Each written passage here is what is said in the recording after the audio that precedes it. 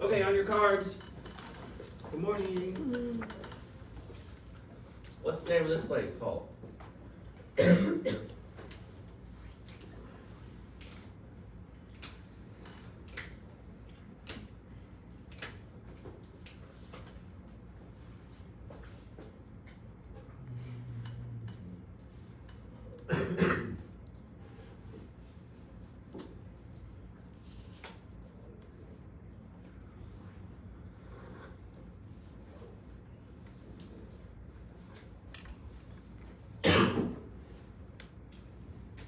All right, what's it called? Strawberry. Oh, oh, Is it okay if you say that again? oh. Ah. Scarbray. I'm not sure if I talked for the full amount of what the significance was. This is one of the best preserved Neolithic communities that we have. Oftentimes we'll have like the foundations of buildings, but not a lot of stuff on the insides of them. The fact that they were covered by, beach sand, we still have most of the walls that were erected. It's pretty cool. So it's like one of the most complete Neolithic communities that we actually have. And it just looks cool. All right, next question on your card. What kind of stone did I say these were made out of?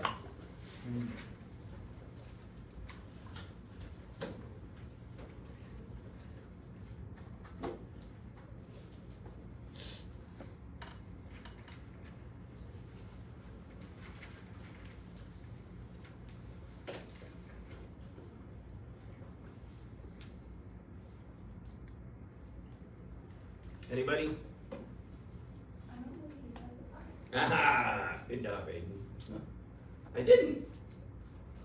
And I'm not going to. Well, I did some research because I was like, why did I put like a type of stone in there? It's just because there's so many different types. All right, most of them are pretty hard. They have something that's called like gray whack or green whack or greenstone gray whack. Types of sandstone. They're made out of dolomite. They're made out of granite. They're made out of all kinds of things. Like these all pretty much look like sandstone. That's a harder stone. That could be like gray whack or green stone. So just know that they're stone. And what did we say they were used for? We don't know. We don't know. And they mostly occur in northern Scotland. So like this was like a cultural type thing in a relatively limited geographical area. So it's like the northern part of Scotland. Most of these are found in the area of modern day Aberdeen. But they spread out throughout northern Scotland into the Orkney Isles. So like the ones that are coming up next, I think were from, those are the ones that were actually found in Scarbray.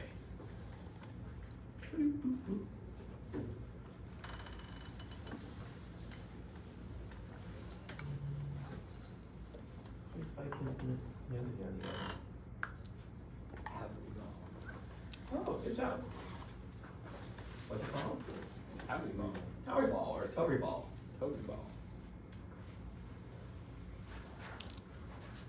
Scottish to be more boring. It's a Tory ball!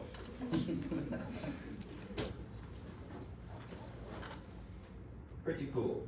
Now this motif right here, this kind of spiral motif, occurs here, and it also is going to occur at the next place we're going to talk about today.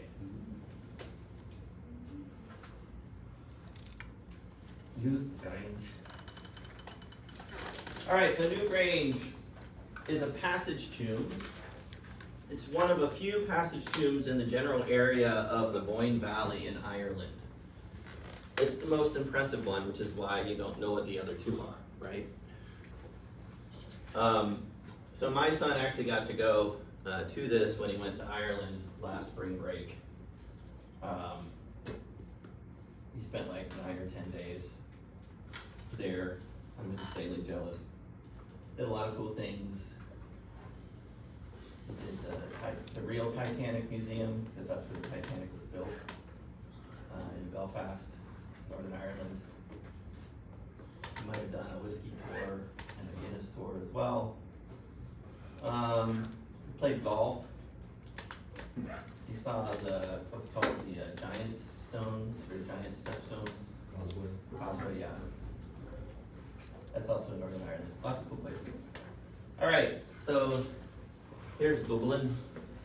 That's where U2 was born. The best band of the 80s and 90s. Belfast is where the Titanic was made. An Olympic feature. I mean, that's just, there you go. But I think it's about 60 miles from Dublin or something like that. That's about the area it's at. This is what it looks like from a distance when the sun is coming up and you have the patience to get up that early to get a sunrise. You don't see many sunrises in my photography. See the occasional sunset. All right, this is Newgrange from above. It's a little bit flattened off now. It would have gone up to about 40 feet, they think originally. So it's a passage tomb. It has a stone circle around it, and then it has a lot of stones kind of surrounding the outer edge of Newgrange.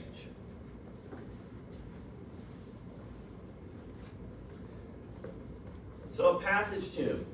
So when I have like these things like italicized in a different color, that's like a term. So generally you should kind of know what that term is. So a passage tomb is a tomb that has a passage, main hallway or passage, and it has rooms that are built off to the sides of it, and maybe one room at the end of it, okay? So that's considered a passage tomb. It generally has multiple burial rooms. So, Newgrange, the entrance to Newgrange is aligned with the rising sun on the winter solstice. Okay, so you guys know like the longest days of the year and then the shortest days of the year, right? So the winter solstice would be the shortest day of the year. Then you have the equinoxes, which are when the day and night are equal to one another. So the winter solstice is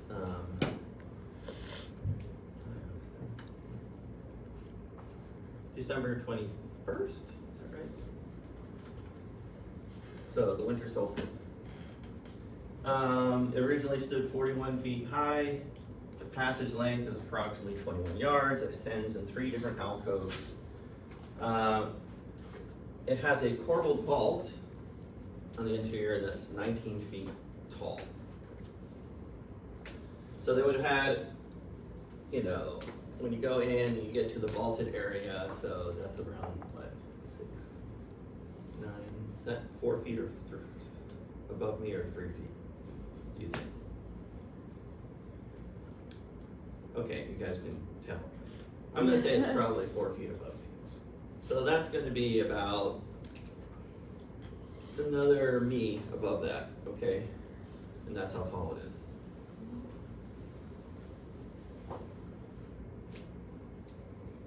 Another cool picture. This is wanting to live in Ireland, isn't it? Now, maybe not in the 19th century.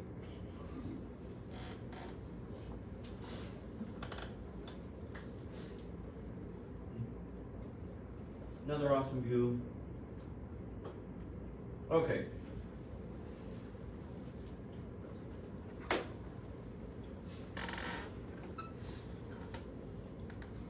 So this is the entryway through here. This is going, these are called orthostats. I'll show you another picture of those in it, of these standing stones that form the walls. Here's your corbelled vault right here. And then it would have been covered with dirt and rock facing. Another depiction.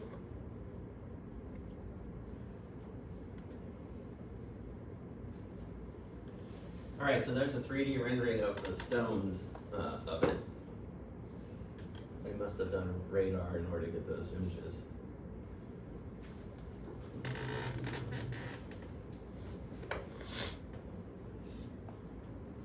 Okay, so another term to know is orthostat. An orthostat is an upright stone or slab forming part of a structure or set into the ground. They're generally associated with structures, okay? So like if you have a dolmen that has like a capstone on it, it has like two massive stones forming walls, those are considered orthostats.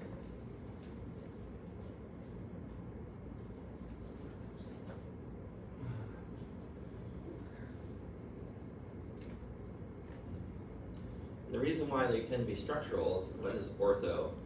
What's that root mean? Nope. Straight? Nope.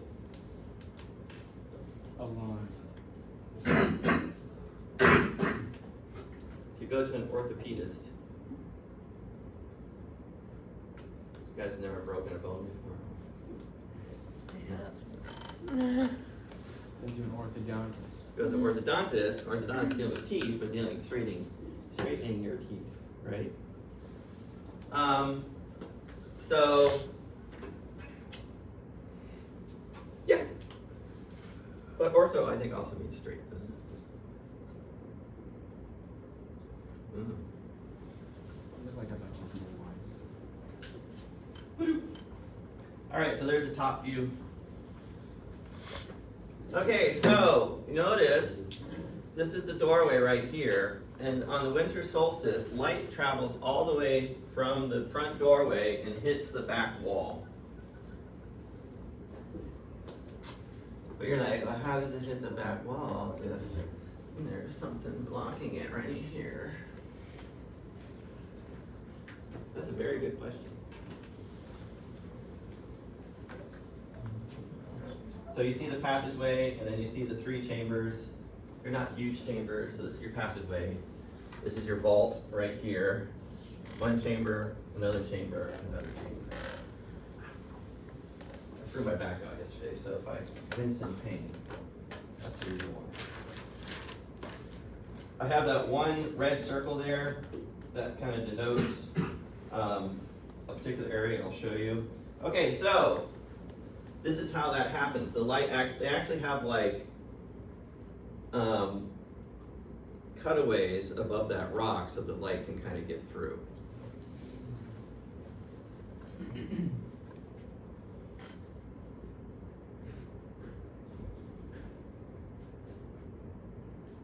All right, and so these types of motifs, these diamond motifs and these swirl motifs are very popular with this part of Neolithic community. So that's the same type of spiral that you saw on the Tory ball. And this is a very famous stone that sits right out in front of the entranceway to Newgrange. It's got these spirals and these diamonds, same motifs that you saw on the inside.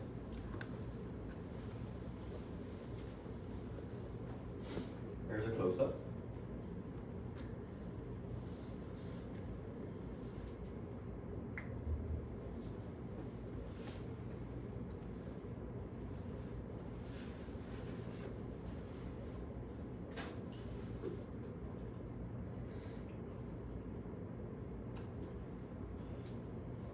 Now you also notice that it happens sometimes in this kind of triple motif, right?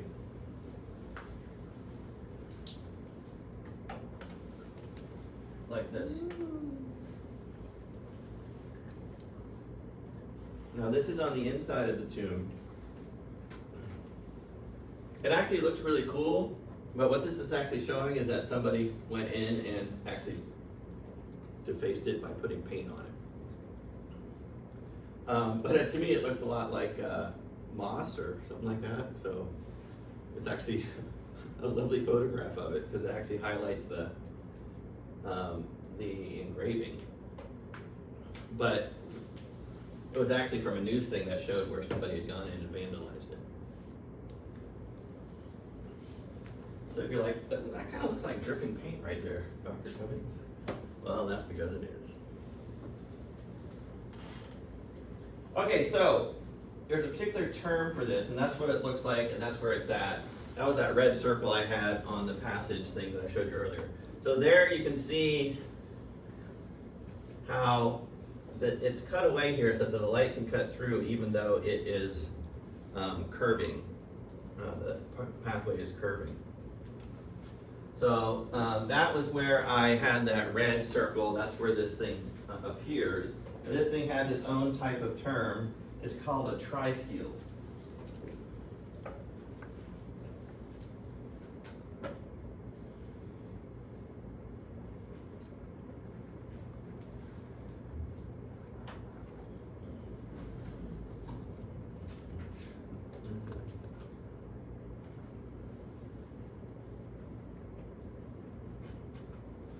So this is that motif inside of the passage tomb, and you can see that motif outside carved into the larger rocks that surround the passage tomb. Okay, so passage tomb, anything of value had been taken out, but they still left the remains. Weird thing in this particular one, and this is where you can do different studies, you can get different things, and you can make different assumptions of various things. Okay? So, one set of remains, or a couple sets of remains that were buried in this tomb were relatives. But they were very, very close relatives. They were very close relatives in ways that you shouldn't be close relatives. Okay? So, like it was either the child of a parent and child union or the child of a brother and sister union. And because of that, oftentimes, the kind of historical narrative because of such things has been that, oh, these were tombs for like an elite agrarian family, or something like that. The problem is that other passage tombs seem to have more of an egalitarian use. That just normal people could be buried there as well. It wasn't necessarily just for the elites, or whatever elite meant, right? So you have this kind of, because in general, whenever you have that type of close relationship, you'll see this like in Egypt and things like that. It's because they're trying to maintain the purity of the bloodline, but not understanding the need for genetic variance for a healthy society. You would think that, mating close to you would just reinforce the good genes in you, but generally it takes all the bad genes and makes them express themselves, which is why you're not allowed to marry your sisters and your brothers, because you get lots of bad stuff genetically that way. Ooh. Okay, so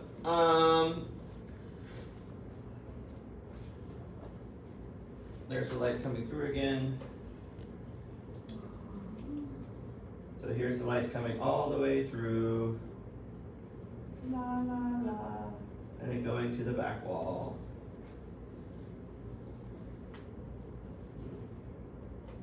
Different view, slightly later. That's right when the sun's coming through. And that's probably a few minutes later when the sun's up more.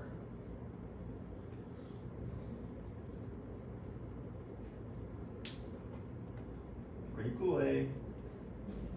And that's a photographer using a special lens to get all those nice rays. Oops. All right.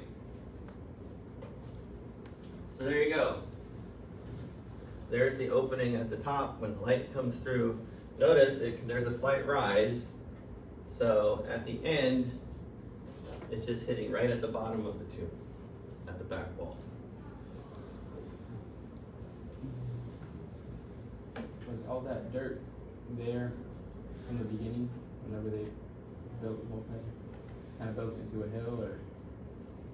Oh, yeah, they probably mounted it up as they went. Oh, that's a big mound. Yeah. And then when they were finished, they probably mounted just earth on top of it. What about like the brick exterior? Is that all like new? Oh, the stone? It's new, it's reconstructed, but they think it probably would have had something similar at the time. And there's looking out at the corbelled vault, like standing right underneath it, and you're looking up at it. Look, 19 feet of corbelled vaultness. It's got a big old capstone on the top. I don't know if you noticed that from the previous thing, but they made sure that that capstone covered.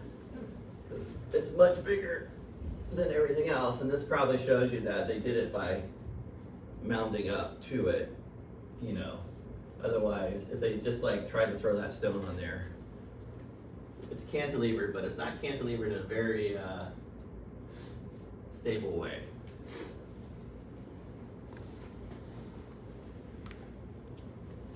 All right, so I'm going to show you a couple other passage tombs. So this is Gavrinus from around the same time. This one's in France. There's that slide I was showing you earlier. Gavrinus. Is it okay if I go back to the previous slide so I can write down the name and everything? Fine. Thank you.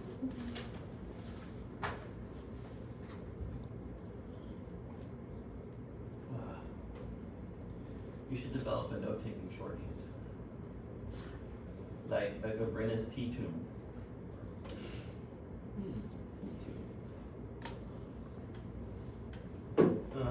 Brittany. Brittany? I didn't know that was a French name. Alright, this is just for your own, you know, edification. I'm not gonna ever like, point to me the point where the Gavrinus tomb is. That's never going to appear on anything, okay? Just wanted to show you where it is. The only thing you really need to know is that it's in Brittany, France. Okay, so this is the interior of that tomb, again, around the same time period.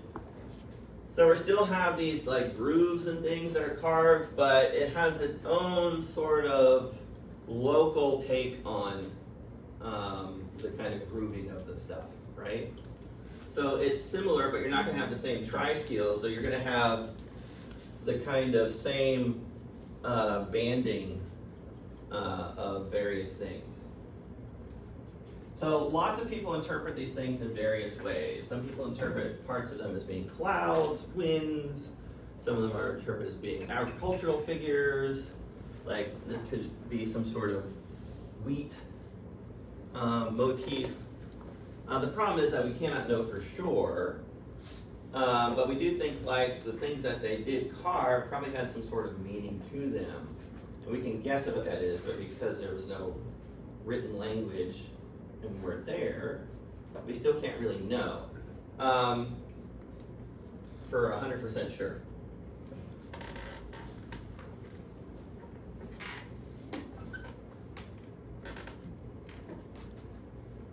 Like this almost looks like a landscape, right? So here you have like a river or body of water. These could be hills. You know, could be lots of things.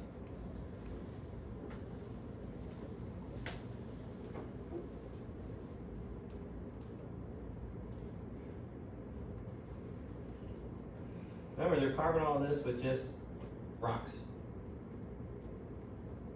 Other rocks. It's really, really cool, if you ask me.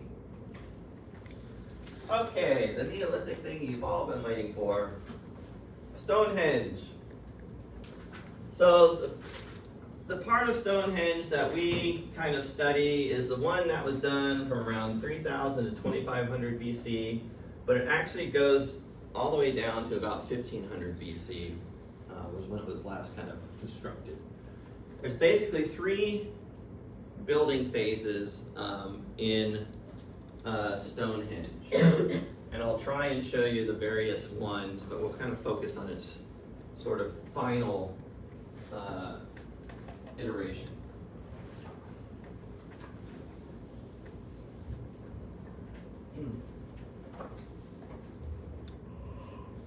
All right, again, just showing you where Stonehenge is. It's it's on the Salisbury Plain in England. I showed you the woman of Waldorf, right? Okay, good. That's for tomorrow. How was I doing? Oh,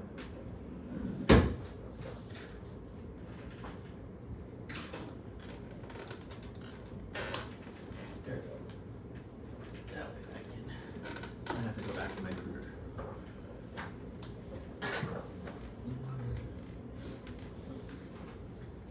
Let's see. I live somewhere around here when I did my master's degree in painting. Stonehenge. It's on the Salisbury Plain, like Salisbury steak. In England. So the third phase was completed around 2500 BC.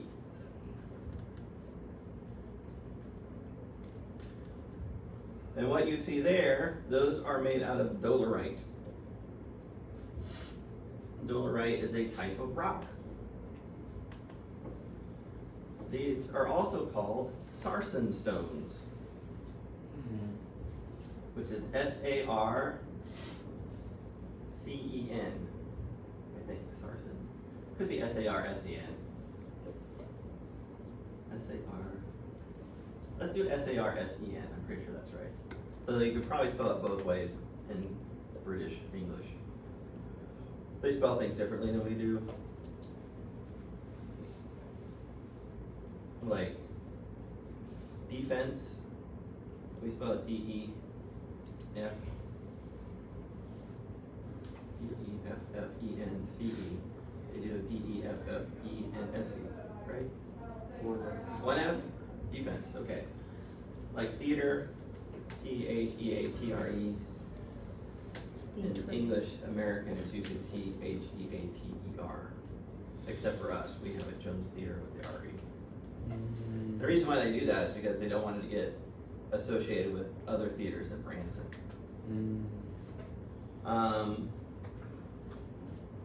They replace Z's with S's also. Anyway, so the most striking thing about Stonehenge is its stone circle that uses not just standing stones but post and lintel construction as well. So this is a bigger elaboration on what we've seen as stone circles before. Now it started off as just being just a stone circle without these post and lintel things. Some of these pictures I took, I might have taken that one. I did not take this one. I know because it's got a sunrise in it. I did not take this one. Okay, you see that ditch? That's the henge part of Stonehenge. Okay. Now, I'll show you reconstructed versions of it as well, but this was not just this thing. This is the main part of a huge Neolithic complex that was used for over 1,000 years by ancient Britons. And it seems to have drawn Britons from across the British Isles, okay, especially, you know, the UK, or sorry, Wales, England, and Scotland, those modern day countries.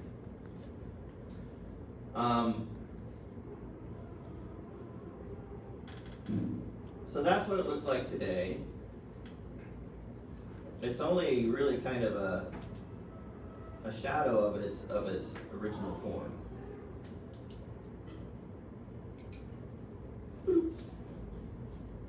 On certain angles, you can get more of a sense of what it would have looked like. So that's the pathway that you can go on, that brown thing. So you can go on that pathway, and that's as close as you can get without people running out and tackling you. And then you can see it goes like to a kind of mowed greenway that you can walk all the way around it.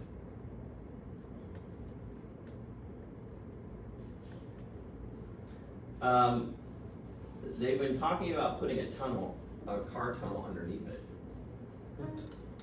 Why? Because it would be really convenient and good for the economy if they had a more direct way to get from the east in London to the western part of England.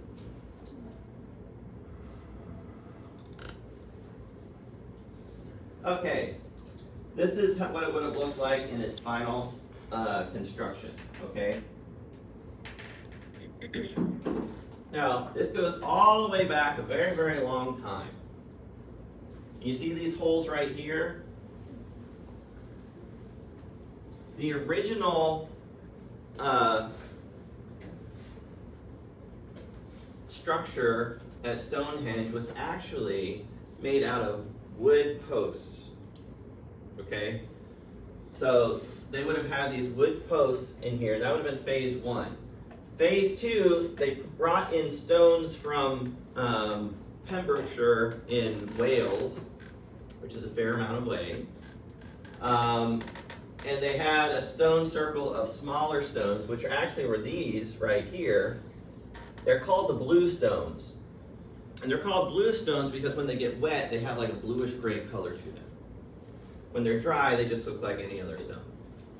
But originally, the blue stones that ended up on the interior of Stonehenge, on this kind of one inner circle, and then also these in the U, those all would have been out here at one time. So that was like phase two, and a kind of a phase in between. They moved the stones kind of on the inside a little bit. And then what you see here is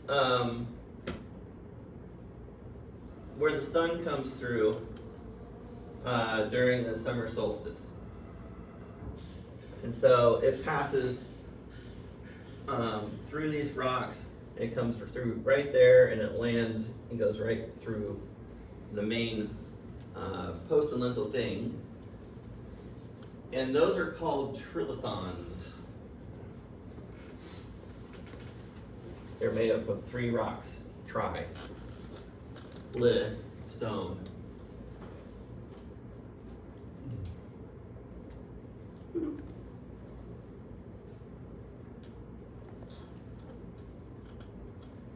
So a henge, remember, a henge isn't just a ditch. A henge is a ditch that has the dirt piled up on the inside or outside of it.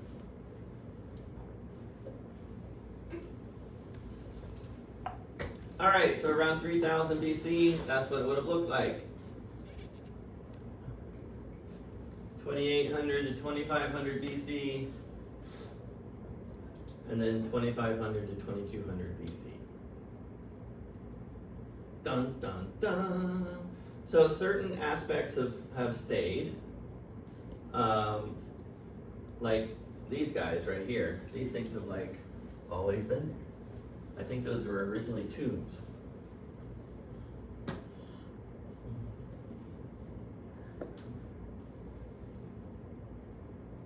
I think the station stones were kind of to help with alignment.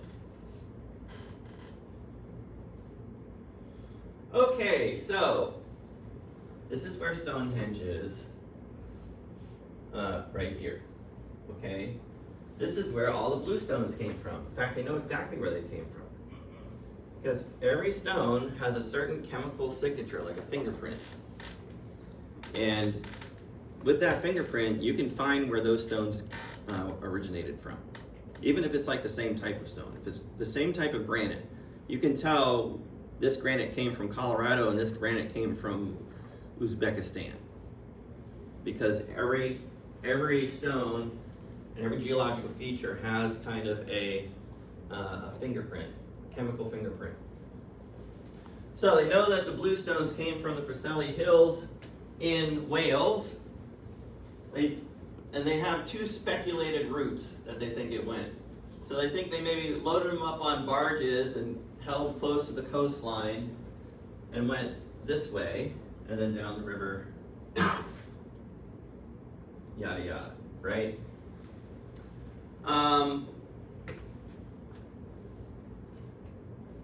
Oh, they think they might have been at Marlborough Downs first and then they got moved down to Stonehenge. And then some have them doing an overland route this way. Nah. Or at least partially overland route. We don't really know what route they took. I'm sure they probably figured it out on their own and they probably knew what was the best route to take with however they decided to haul them there. Which we don't know how they decided to haul them. We don't know whether they took boat or what. All right, so that is the quarry in the Preseli Hills where the bluestones came from. And they still have partially worked stones there.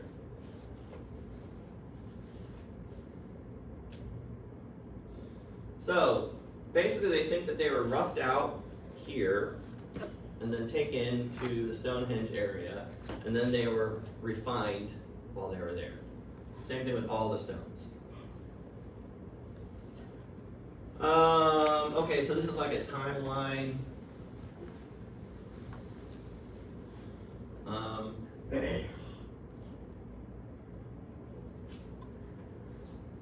Burial mounds, henges, earth and timber structures. There's the first timber thing. And then you have the double bluestone circle, right? And then it goes to the interior, then they move the circles in, and then you see the other stuff. Barrow. Those things on the side, those are barrows. Those are just basically, again, kind of earth-covered tombs. Remember the barrow white from Fellowship of the Ring? That's where Tolkien got his inspiration from the barrows, from Neolithic tombs. All right, I did take this picture. That's like the thing that you see. I want to point out a couple things. You can see them here. Notice that the lintels are notched. They have a protruding notch on one side and an indenting notch on the other side. That's so that they could fit together nicely. They're very, very well crafted.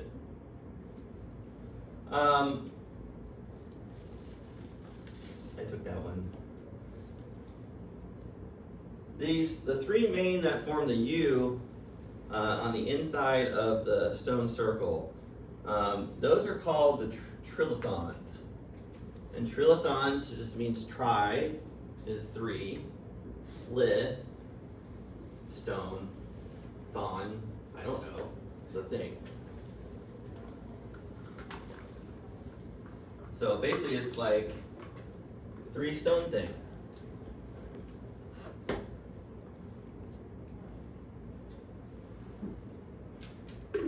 Now these are also called sarsen stones. Now sarsen stone is kind of a historical name for them. And Muslims were known as Saracens in the Middle Ages. Okay, so like when you joined up for a crusade to go liberate the Holy Land, you went to fight against the Saracens. So in English, Saracen became associated with anything that was thought to be pagan or non-Christian. And then it's genetically imprinted into British DNA to somehow mess up the words and make them cute. Right? So it rains in England all the time. Everybody's like a gardener, even if you have like 3 inches of earth, you have some sort of garden in it. And if you have a garden, you need to have rubber boots, right? And the main brand maker of the Welling boots is called Wellington. But they just can't call them Wellington boots, they call them wellies, right? So anything that can be cutified is baked into British DNA, all right? And so the Saracen stones became the Sarsen stones, like Merca, Sarsen. And all that was a generic term for something pagan. When I was first learning about this years and years ago, I was like, oh, I wonder what kind of stone sarsen is. I've never heard of it before. Then you realize it's just the mispronunciation of Saracen, which is just a generic term the British gave to anything that was pagan.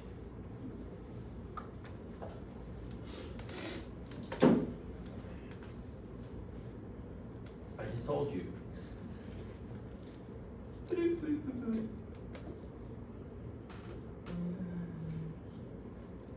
That is all the information I just gave you. Thank you, Wikipedia. Okay, so a couple other things I want you to notice. Notice at the top, it's got a lump. Well, the lintel that sits upon it, has an indentation to fit the lumps. But look how much stone they had to take off that thing to make that lump. That's a lot of stone. So these would have fit really nicely and neatly, and they would have been, it would have looked really, really, really clean and really, really well constructed. They're so rough, actually, because over the centuries, people would go by and they would just whack off pieces of the rock for souvenirs. So like all these scars and stuff that you see. In fact, the owner of the land in the 1800s, he actually had a chisel and a hammer out there that you could go whack off a chunk of the Stonehenge rock. And so they've been pushed over and fallen over the millennia. And there's something called the altar stone, which is kind of mostly buried. And here's the thing that kind of makes us think that this was a broad or a main emphasis for a large group of people. So you have the blue stones come from Wales. The main dolerite stones come from a few miles north in England. And then you have this special stone called we call it the altar stone. We don't know whether it was an altar stone or not. It was something called Merlin's tomb were the inspirations for C.S. Lewis's altar stone from Lion, Witch, and Her Wardrobe. But recently, they found out, really recently, like within the last year, they found out where the origin of the altar stone came from, because it's from a different place than all the other stones. And it came from north in Scotland. So they have stones from the 3 major regions of the main Isle of the United Kingdom. So because of those things, they think that this was probably a significant religious site for a large group of people on the main island of the British Isles. Just the fact that they took stones from all over the British Isles. And that it was a cohesive society for well over 1,000 years. The United States has been a cohesive society for a little over 200 years. Yeah, we do have history before that, but we weren't American then, we were British. Yeah. British has history from 1066, at least the modern British. So that's only a little over 1,000 years. All right, so these are some of my photos that I took.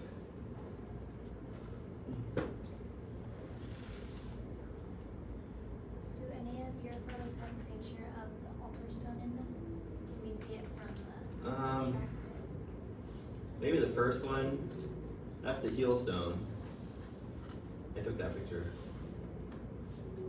This is a big old stone. That's been there a long time. These are blue stones from Wales.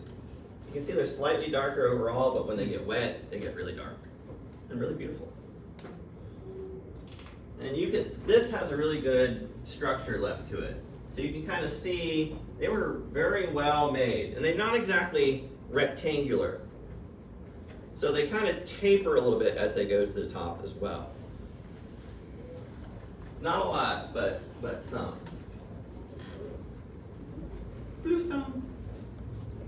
So would you like to go inside Stonehenge and look around? We'll have to do that next time. So that, you're not like teased and then you don't get the experience. We'll look around Stonehenge in the next class period. Bring up your cards. And have a great Monday.